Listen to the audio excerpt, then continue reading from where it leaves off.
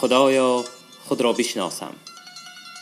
کتاب خاطرات از ادبیات شناس و نویسنده شهیر تاجیک زنده یاد رسول هادی زاده. تهیه و صدا رامین هادی زاده.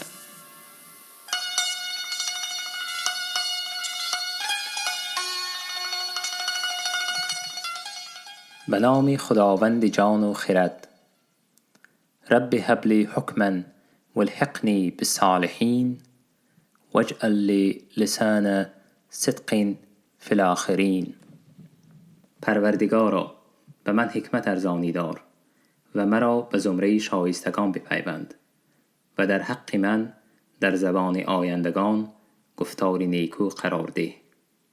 سوره شعراء آیات 83-84. مقدمه. هر شخصی که از خاطرات خود سخن آغاز می کند یا دفترهای خاطره گذشته را به هم می پیوندد، در مرکز گفتار یا تألیفات وی از اول تا آخر من او قرار می گیرد و این من محوری وصل کننده سیماهای گوناگون، واقعه و حادثات مختلف می گردد. مؤلف آنچه دیده و از تجربه زندگی اندوخته است خودش به واسطه من حکایت می کند.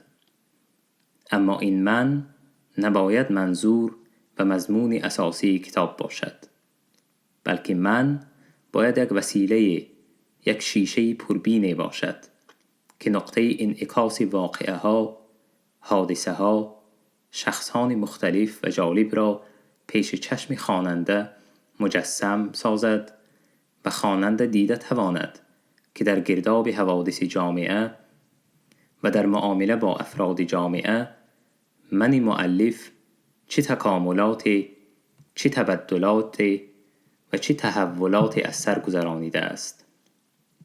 اگر چنین نباشد خاطرات مؤلف به افسانه یکی بود و یکی نبود مانند می شود که نه هر کس میل خواندن و شنیدن آن را می کند. هر گاهی که خاطرات نویسندگان و اهل علم و فرهنگ را می خوانم تصوری حاصل می شود که مؤلفان در طول عمر به مرحله می رسند که با تحریک الهام غیبی و صدای باطنی خود را به نوشتن صفحات زندگی گذشته آماده و وظیفه‌دار می دانند. احساس می کنم که زندگی نامه ایشان نه همچون نقل سرگذشت جالب است، بلکه خاطرات آنها برای نسل امروز، برای آیندگان، برای تاریخ سبق و عبرت محسوب می شود. من گفتنی هستم که منظور و هدف عمده از تألیف دفتر خاطرات برای نسل معاصر و آینده از زمان و دورانی که تو دیده‌ای، شاهد آن بوده‌ای، نقش باقی گذاشتن است.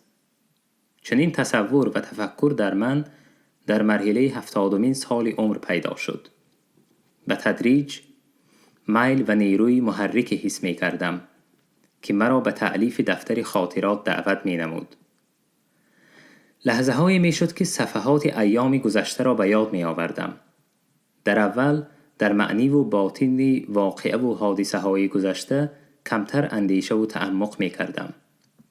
اما امروز یاد ایام گذشته نه خود به خود بلکه در اثر یگان واقعی جامعه صورت می گیرد. در حیات طولانی خود با دایره کلان شخصان هم نشست و هم نفس و رفیق و مؤنس بودم. در تشکل شخصیت من آنها نقش و تأثیر گذاشتند.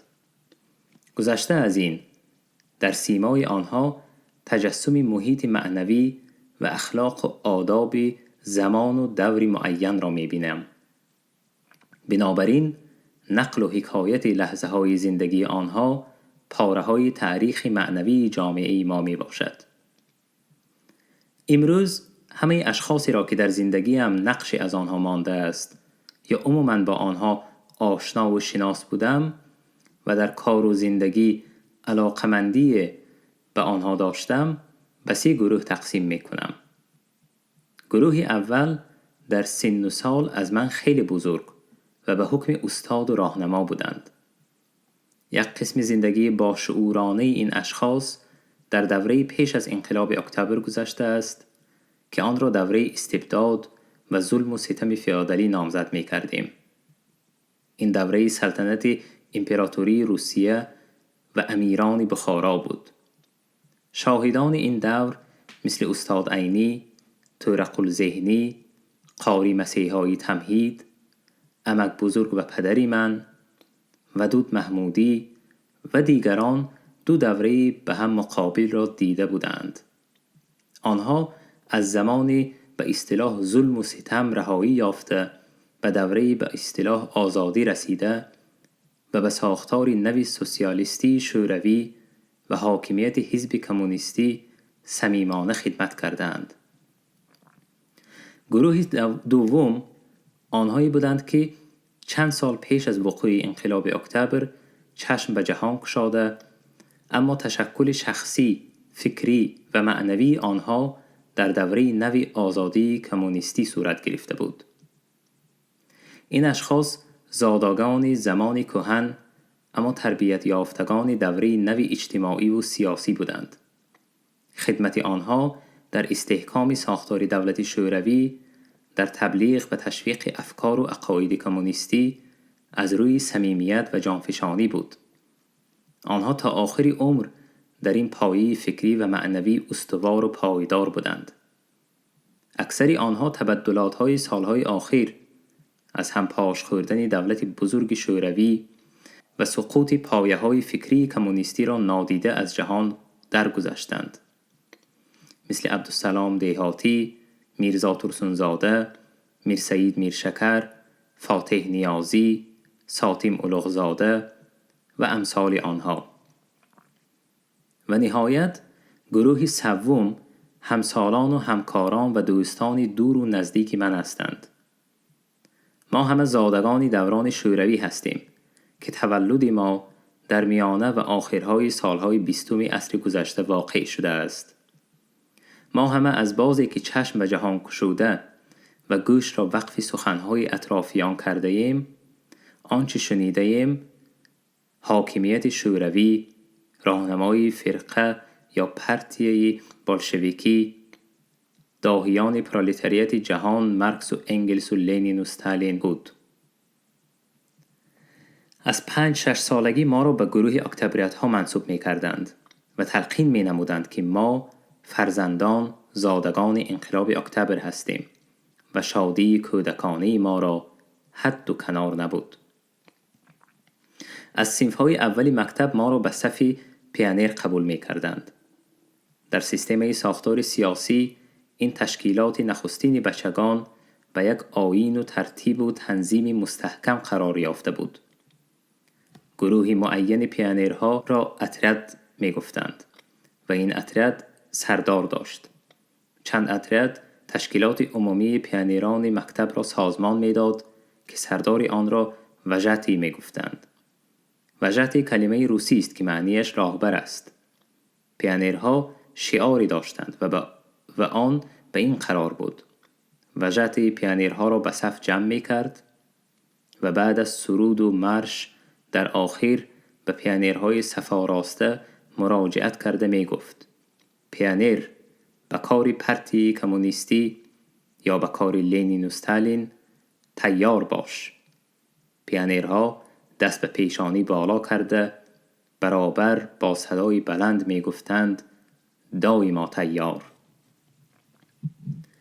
پیانیر باید همیشه در گردن از متاع سرخ 3 گوشه گالستوک داشته باشد.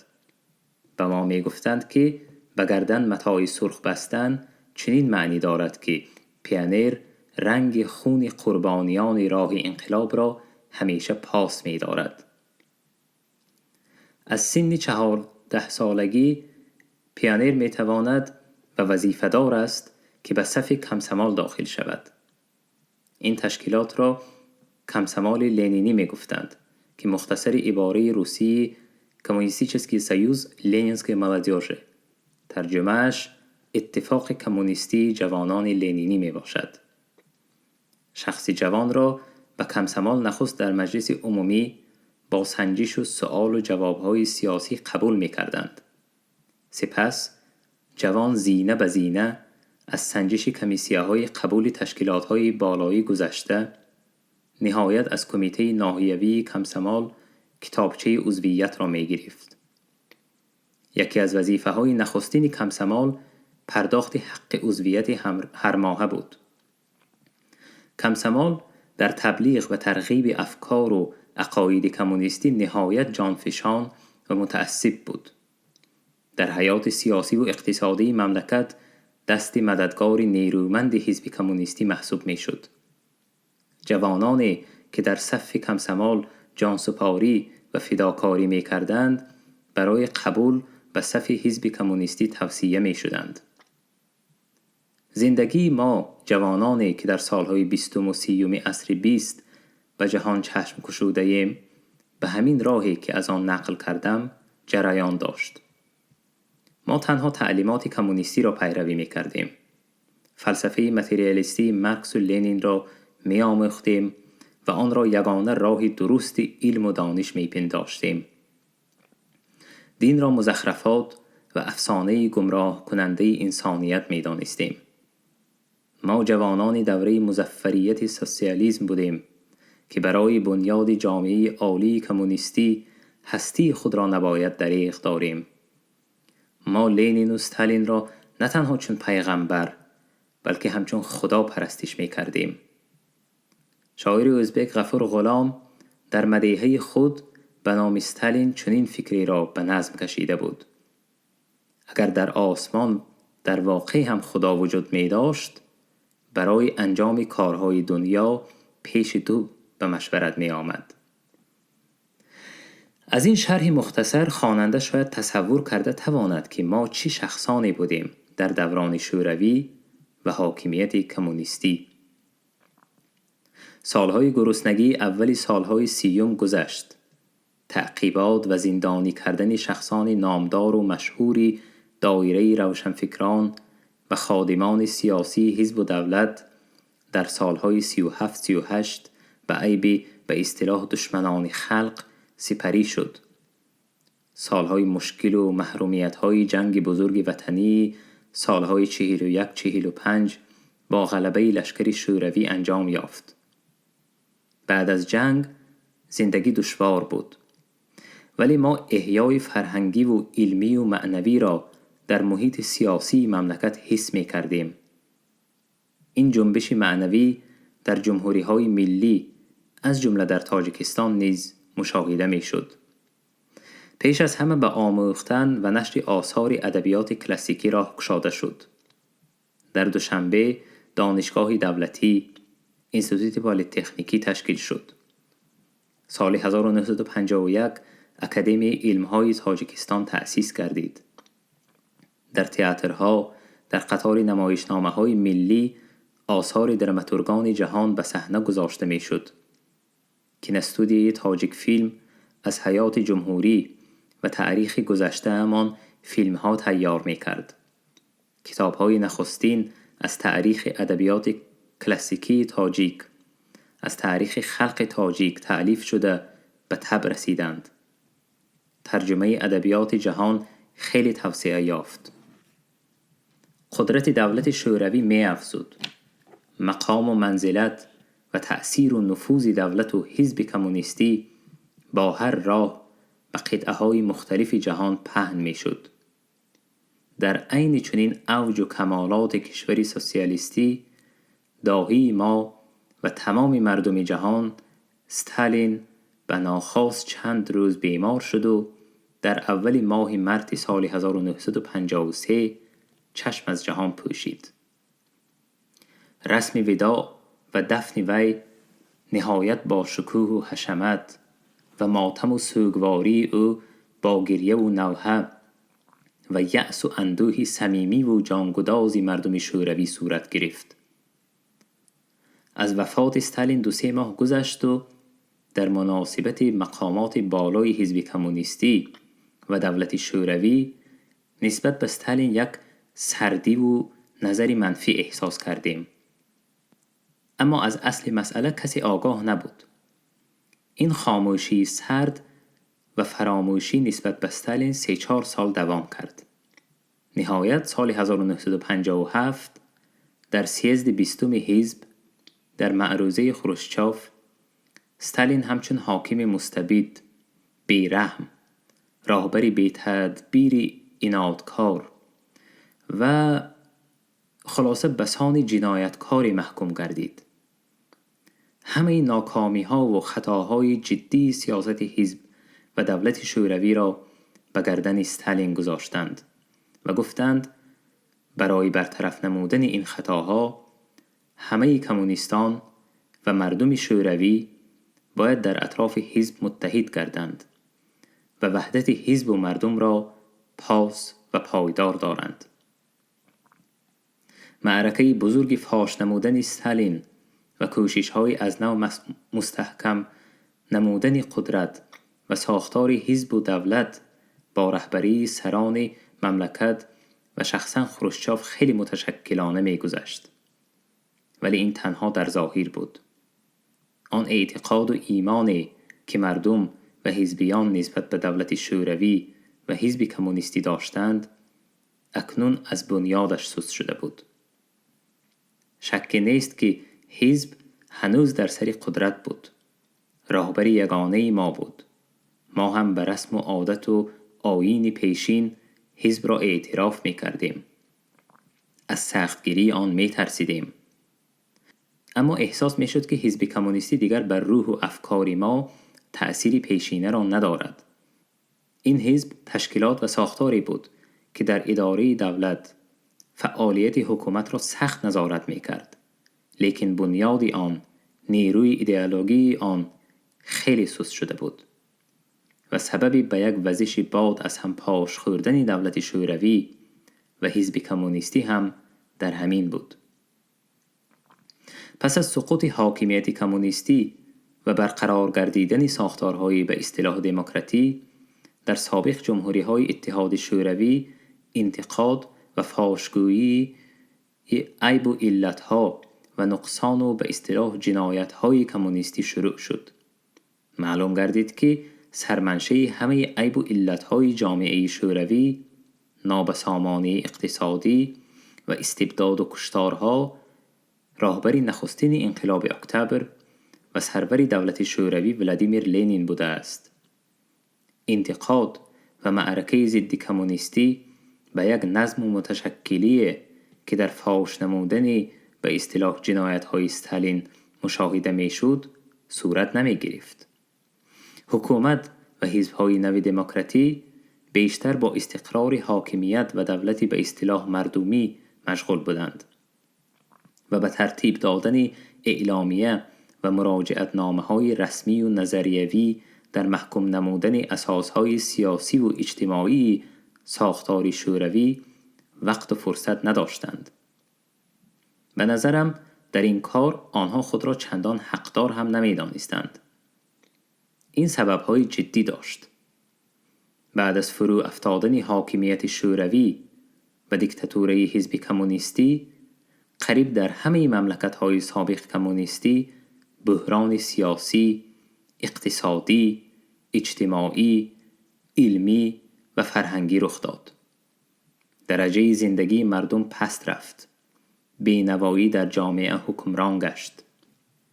البته در چنین شرایط سران دولت‌های نو دموکراتی از منبر و مطبوعات زندگی زمان شوروی را ملامت و مذمت کرده نمی‌توانستند. آنها بیشتر به ترتیب و تبلیغ مناسبت‌های نو اقتصاد بازاری روی می‌آوردند و چنین راه را واسطه بلند گردیدن درجه اقتصادی مملکت می‌دانستند. گروه یکم اشخاصی که از آنها در بالا ذکر شد در این زمان همه زندگی را پدرود گفته بودند و این هرج و مرج جنگ‌های داخلی، زندگی بینوایانه مردم من جمله اهل علم و ادب را ندیده رفتند. اما آنهایی که از گروه دوم می اشخاص ذکر کرده من زنده بودند، پاش خوردن دولت شوروی و حزب کمونیستی را همچون یک فاجعه به خنابه دل مشاهده می کردند و چنین صورت واقعه را به هیچ وجه قبول کرده نمی توانستند. گذشته از این می دیدند که برای مقاومت به این جریان نوی سیاسی امکان نبرد و مبارزه و نیروی به میدان برآمدن ندارند و از این وضع باز هم زیادتر مأیوستر و نومیدتر می گشتند. تقدیر و روند زندگی و فعالیت زادگان سالهای 20 و 30 عصر گذشته به گونه دیگر صورت گرفت. برای ما از هم پاش خوردن دولت مقتدر شوروی نهایت وزنین و از تصور بیرون بود. لیکن ما می دیدیم که از روزهای اولی عرض وجود کردن جمهوری های نوی مستقل دموکراتی یک فضای تازه بی‌غبار آزادی شخص، آزادی اندیشه و اعتقاد، آزادی پندار و گفتار پیدا شد و همه این نفس جانبخش و روح افزای به جامعه وارد نمود. من عضو حزب کمونیست بودم و بسان اهل قلم و علم برای تبلیغ و ترغیب ایده های کمونیستی صمیمانه خدمت می کردم. وقتهای آخر حس می کردم که اعتقاد کمونیستی و آیین حزب کمونیستی به من امکان نمی دهند که آنچه از آموزش قرآن و تعلیمات اسلام و عقاید عرفان حاصل شده بود آزادانه تحقیق نمایم و حقیقت حال را عرضه دارم. به خاطرم سخنهای فیلسوفی از طرف لنین مردود شده روس بردیایف می آمد که گفته بود مضموناً من مخالف سرسخت سوسیالیسم نیستم. تعلیمات اجتماعی و اقتصادی آن برای جامعه مفید است و من آن را قبول دارم. اما با آنکه سوسیالیسم شخص انسان را تحقیر و خوار می کند موازا کرده نمی توانم. تعلیمات و عقاید کمونیستی گفتن ممکن است در هستی من حلول کرده بود، اما با وجود همین نسبت به دین مناسبت نهایت منفی و بدبینانه کمونیستی را قبول کرده نمی توانستم. فضای نو و خوشهوای معنوی جامعه تازه بنیاد ما زادگان سالهای 20 و 30 را زود از بند ایدئولوژی کمونیستی رهایی بخشید و ما برای خدمت در ساختن جامعه دموکراتی مملکت سخت عزم نمودیم. هرچند بر روشنفکران و اهل علم و ادب زمامداران دولت کمتر غمخواری و احترام ظاهر می نمودند و معاش زندگی ما تنگ و احتیاجمندانه بود، ولی عزم قطعی ما در خدمت جامعه نو سست نمی شد. مناسبت ما به گذشته جامعه شوروی به طرز عمومی گویم هم مثبت و هم انتقادی است. ما عیب‌جویی را یک سو گذاشته از روی انصاف باید گوییم که دستاورد و تبدلات‌های کلی تاریخی جامعه خود را در مدت 70 سال تاریخ شوروی به طرز حقانی ارزیابی باید کرد. یکی از بزرگترین نعمت‌های معنوی که ما به شرافت حاکمیت شوروی به آن دست یافتیم امکان و حقوق صاحب شدن به میراث بای و قدیم مدنی بود. ما امکانیت پیدا کردیم که این میراث را بیاموزیم و در دسترس مردم گذاریم. جای بحث نیست که ساختار دولتی و دیکتاتوری کمونیستی عیب و نقصانهای جدی سیاسی و اجتماعی داشت. آشکار و انتقاد نمودن آن برای سبق و عبرت تاریخ ضرور و لابد است.